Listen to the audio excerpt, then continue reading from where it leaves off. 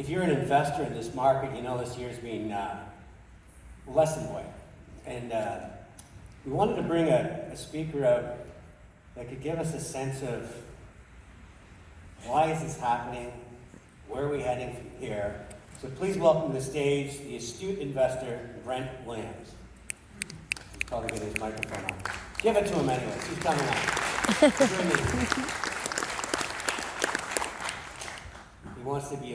He wants even more applause to come out. He's one of these divas. He's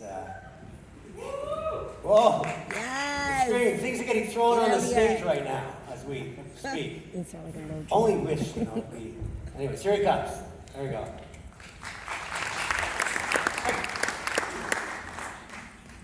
Good afternoon, everybody. I appreciate everybody sitting in here. I'm sure it's been a very long day. It kind of feels like you're drinking from a fire hose going through all this. I want to talk about investing in the hemp industry. A lot of what we'll speak about pertains to the cannabis industry, but we're going to talk more specifically about the hemp side of things.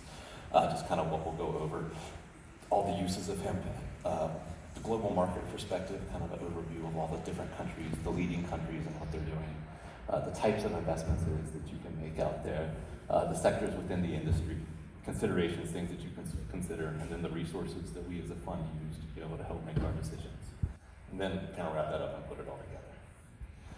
The hemp plant itself has 50,000 uses, and none of them are to get high. It's one of the most versatile plants pretty much on earth right now. A lot of people are trying to position it as the end-all be-all. It will save the world, it will save your body, it will save everything. If you ingest CBD in some sort, please be wary of that. But there is a lot of very valid uses within the industry. For the seeds, you can break it up and use it for, that is a very useful protein fiber. A lot of people can eat that and be able to, vegans are using that as a very viable option for protein options, whatnot. The fiber plants of the fiber aspect of the plant is very useful for industrial hemp, for being able to make clothes. The flower, a lot of people especially in the Southeast in America, are picking up smokable flower for hemp, kind of as they're trying to say a healthy alternative to a cigarette, but obviously that's not going to work. But there's been an impressive growth in that. And then one of the largest markets right now is going to be the extracts market. That's where you're going to get your CBD, all the isolates, the distillates, the CBGs, everything that the FDA is really struggling with right now and all over the place. Just a much deeper dive. This is a lot of information to be able to read, but just some of the uses of what you have access to for the hemp market. If anybody wants these slides, please let me know. I can send them to you. Kind of a global market perspective. Right now, 27 different countries throughout the world are able to grow hemp for some sort of industrial purposes, whether it is for the fibers only, for the seeds only, or they allow full CBD production as well. So figuring out what country that you want to invest in is very important. The global growth is expected to grow about 22 to 25% in cannabis-related sales over the next couple of years.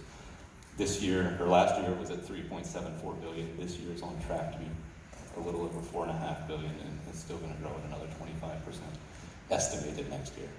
Now, I will say a big aspect of what you're looking here is the data.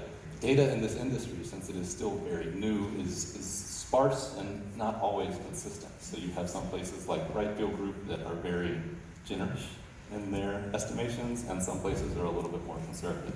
So that's where it's going to take a little bit of interpretation from the investment standpoint to figure out where it is that you stand. Each country that is very deeply established in this has a specialty that they work with. China, on the left, is very deeply rooted in consumer textiles. They make up about 78% of all of the world's sales in the consumer textiles market that they've reported. The CBD market is dominated by the United States, producing about 45% of the world's CBD use, followed by Europe behind them pretty closely at 32%. And then when it comes to industrial applications, Europe is the one that is leading that market. The Canadian market is led in the food industry.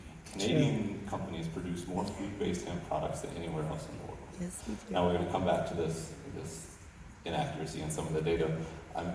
Since there's 113,000 contracted acres of hemp, I have a hard time believing that there's only $100 million within the hemp industry. So I would like to point that out. But these are the resources that are available to us. With most of that being in the food industry, you also have a very solid established connection in the personal care industry, whether it be soaps, Shampoos, lip balms, feminine hygiene products have been taking off very significantly, wraps for different ailments. So the Canadians are leading that market. European market is led in the industrial hemp. They're doing semiconductors. They're able to build buildings with this. BMW is putting hemp in their new M7s right now, and they have been doing it for years. So hemp is quickly establishing itself as a big industrial product within the country. And the Chinese market, as we said, they are also the largest consumers of their own textiles. Just over 2 million members of the Chinese military, all of their uniforms are all made out of hemp. And then they also are the largest exporters of it in the world. CBD is dominated by the US for right now. We expect that to increase a lot. There's going to be a lot of crop failures in the US, we are predicting this year, due to the large amount of people that are now growing hemp, but the infrastructure to be able to dry it, to be able to store it, and to be able to process it in time before it gets turned into the end product is a concern. So there's going to be a lot of flour just waiting to be processed. Now the types of investments. So now that you know which countries are doing what kind of investments. There's 3 types that you can get into really. You have public, you have private, and then you have pre-IPO. Then there's 3 subcategories you can get into: cultivation, public, products and retail, and then ancillary. And there's 3 kinds of exit strategies. There's 3 options for a company. They can either get acquired, become part of a merger, they stand alone, flourish, become revenue generating companies, and you hold on to this company for a long time, or they fail. So any combination of this, you figure out whether or not you want a private placement that's going to go into products retail, and that's your 3 exit options. Same thing with pre-IPO, same thing with publicly traded markets. Now more about these. The private market is the highest level of risk. It's the highest level of risk, but the lowest level of liquidity is the highest level of failure, the lowest level of transparency, but also has the highest level of payout if it's successful. So if you invest in a publicly traded company, or a privately traded company, it's highly likely they won't have audited assets, they won't have audited financials. You're dealing with valuations and logic and capital requests that may significantly vary in what they're asking and the reasoning that they're asking for it. So this is the most risky, but it also gives you the highest potential for payout. For pre-IPO, these are companies that hope to go public in the next 12 months. It's very important to note that hope. They could very well not go public in the next 12 months. And that is a concern. Look at Uber in America. They've held off their IPO for years. So that's always a concern. But if that happens, they do provide a little bit of a higher level of transparency just because they've likely been audited by the people that are helping take public. You lose a little bit of the reward because, again, a little bit less risk. And then we all know the public markets. There's supposedly one of the safer markets. There's always exceptions like can trust you have to be concerned about. But it's a little bit less risky. It's a lot more liquid. The risk of failure is a little bit less, and there's more transparency. So depending on what aspect of the investment that you want in dictates where you want to go. Now select a product. Whether you want to do a food, supplements, personal care, textiles, anything. These are all how you funnel this down to figure out how you make your investments. Once you go from there, you figure out which companies to use and where to find those resources. Some of the most important things that you can ask are the management team.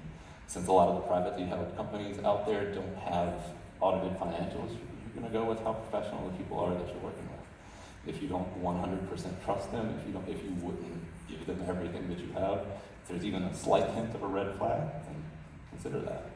Look at their product. Is it something that you would use? Is it something that you would suggest your friends or family use? Is there anything that you would change about it that you would absolutely love it? If that's the case, then invest in it. Look at some of the challenges that a company may face. We all know that there's a lot of challenges in the cannabis industry as to what, when, how. There's a lot of constant delays within the industry as to you think something's going to happen in 6 months, a year and a half later.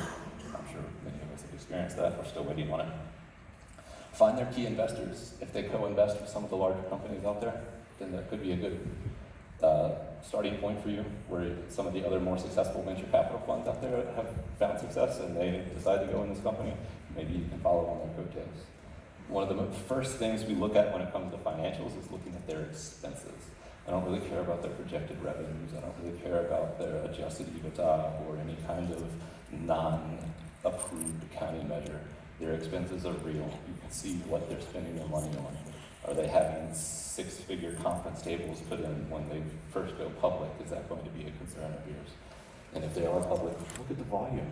If they're thinly traded, if there's 20,000 shares traded a day, and you're trying to buy this for your IP or for your IRA, then you can't get out of that stock.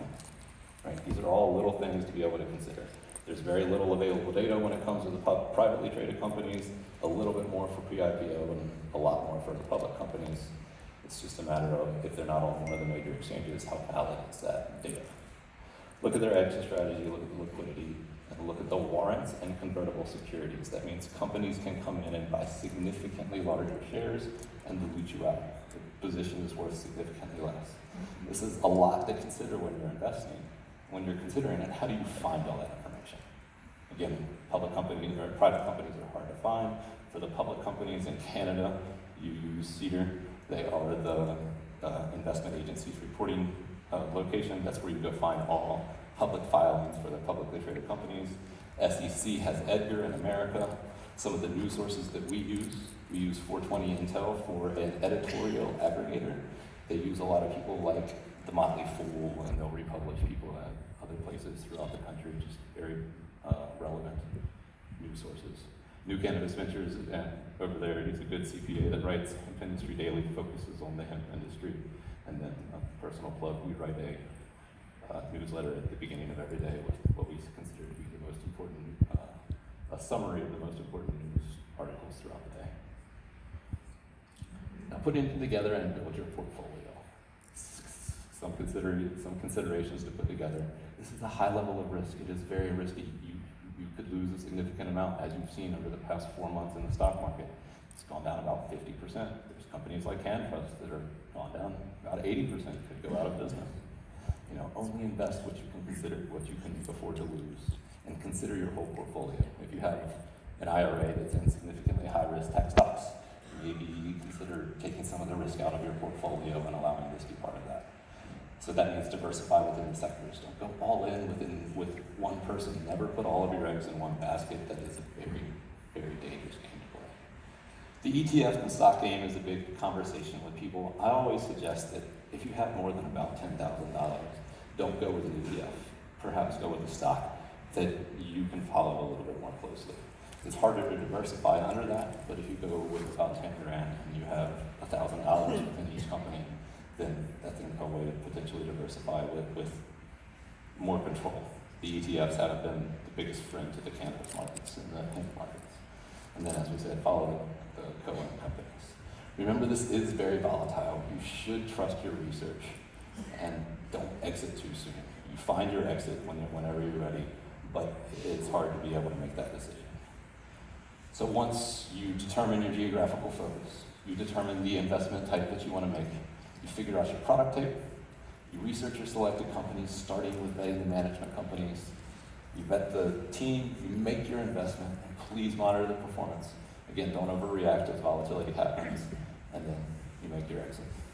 So the industry is very new right now. We've been seeing a lot of volatility, we've been seeing a lot of hesitation as the industry moves forward, but a lot of people seem to be forgetting it's still brand new. Aurora just missed on earnings yesterday and everybody's going crazy on the internet, but they did almost $100 million in revenue. That's less than they revised 2 weeks ago, which I don't know how they missed that revision also, but it's still $100 million in 1 quarter, so the industry is growing. It's going the right direction. You might want to follow these announcements with more of a long-term investor's focus than a short-term trader's focus. I'll be outside if anybody has any questions. Contact information is on the screen. Snap a picture if you want to talk to me. I really appreciate it. Good to go.